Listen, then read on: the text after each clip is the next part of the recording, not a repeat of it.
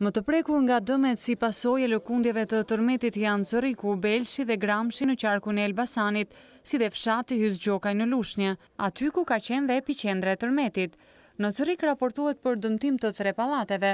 Drejtori urbanistikës në këtë qytet, Fatmir Uruçi, shprehet se të paktën 50 apartamente janë kthyer në të pabanueshëm. Këto dëmtime janë në 50 apartamente, që ka dëmtuar strukturat mbajtës, muret ndarës, që për mendimin tonë janë të pabanueshëm. Kërkojmë në organet kompetente një mendim të specializuar mbi qëndrueshmërinë ose një asens specializuar mbi qëndrueshmërinë e këtyre objekteve për të garantuar jetën e banorëve.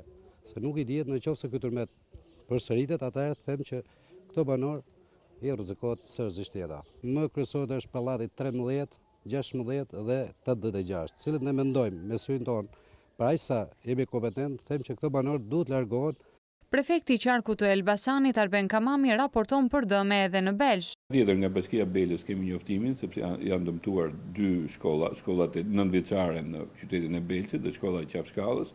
Nga ana tjetër, në zonën e Peqinit kemi njoftime për rreth 1 shtëpi të dëmtuara totalisht dhe disa shtëpi të tjera të dëmtuara pjesërisht. Fatmirësisht nuk ka dëm njerëz, as humbje jetës njerëzish dhe as plagosje të njerëzve. Zyra e emergjencave civile do të bëjë dokumentimin dhe verifikimin e dëmtimeve për të përcaktuar shkallën e dëmtimit dhe për të përcaktuar nivelin e kompensimit për dëmet e ndodhura.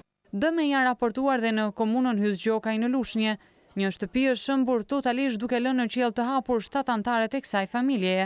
Fatmirësisht ata kanë mundur të dalin jashtë banesës pa pësuar dëmtime. Ndërkohë, në kryetari i komunës Hyçmet Leka shprehet se janë dëmtuar gjithashtu edhe 20 banesa të tjera në këtë fshat. Dëmtimet nga tërmeti sipas tij në këto banesa janë të një shkalle të mesme, ndërsa është ngritur një grup për verifikime në terren. Edhe në rrethin e Gramshit janë dëmtuar 13 banesa, 2 në fshatin Snosëm, 3 në fshatin Grid, 5 në Kukur dhe 3 në komunën Lënie. Plasaritje ka pasur edhe shkolla e mesme në komunën Kukur. Lëkundjet e tërmetit janë ndjerë edhe në qytete si Durrësi, Berati, Fieri, Vlora, Kruja, Laçi, Miloti dhe Peshkopia, por nuk raportohen dëme.